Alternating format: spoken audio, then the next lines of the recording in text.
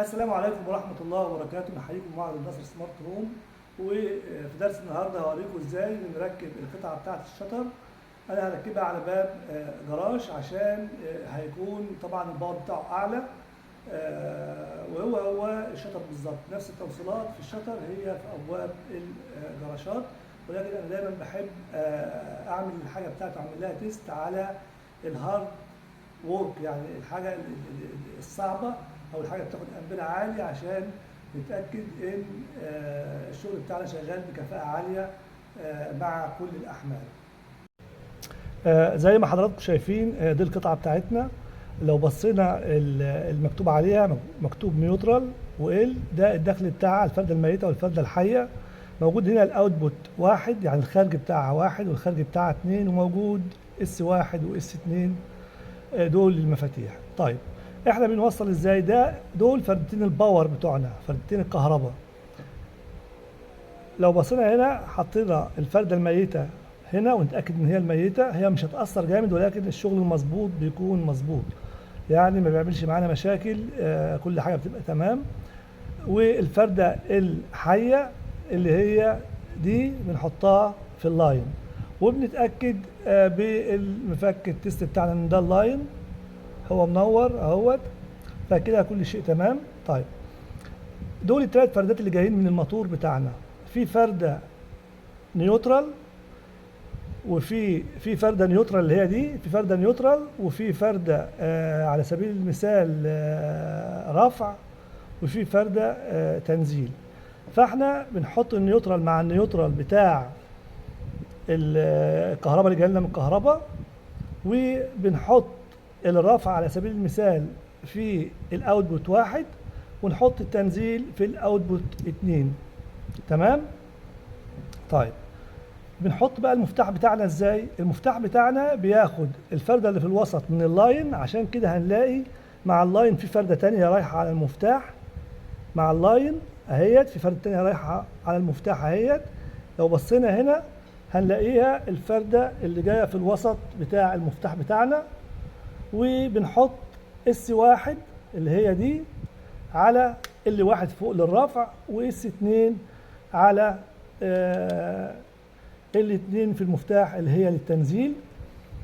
وهنجرب حضراتكم كده بعد ما وصلنا التوصيله بتاعتنا. لو بصينا على الباب بتاعنا انا هبدا انزل، فبينزل معانا.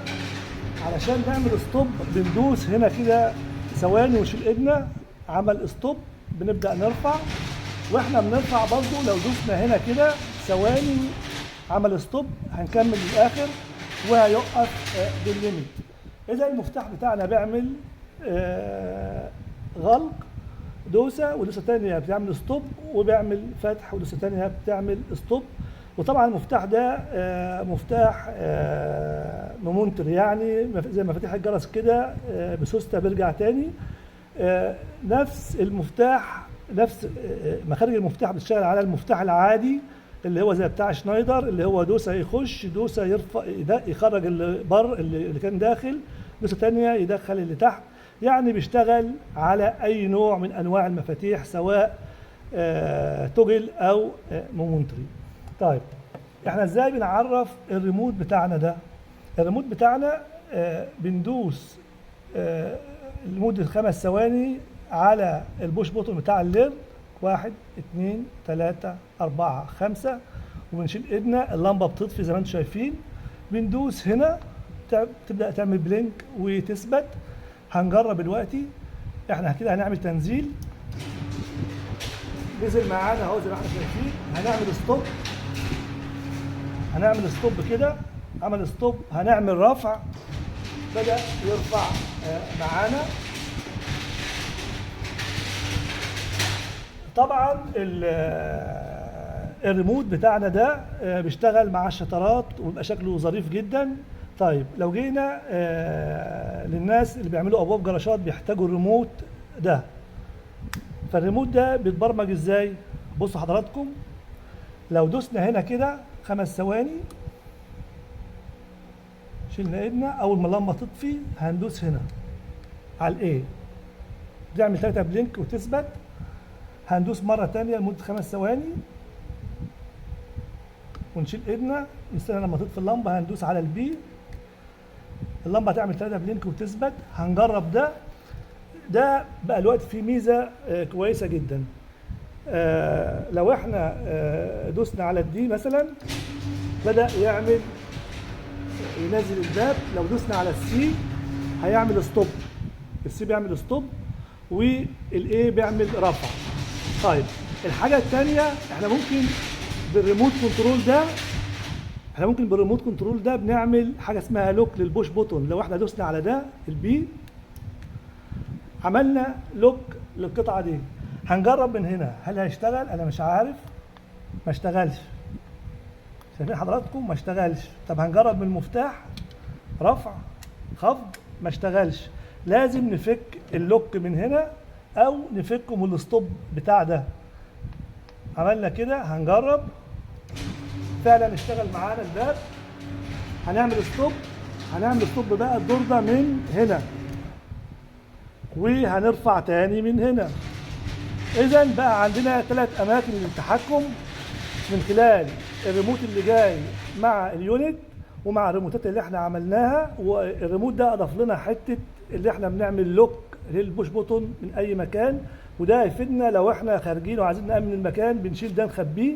مثلا لو دخل حرامي نط من اي مكان كده وحب يفتح الشطر عشان يخرج، مش هيعرف لان الكلام ده مش شغال معاه. طبعا احنا فكينا اللوك. طيب بس في حاجه تانية كده انا هشوفها مع حضراتكم، بتهيألي هتشوفها كده ونشوف. انا مش عارف، اول مره اجربها. احنا هنعمل لوك، المفروض ما بيشتغلش، بس احنا قلنا ان ممكن اي واحد من ده يعمل ستوب.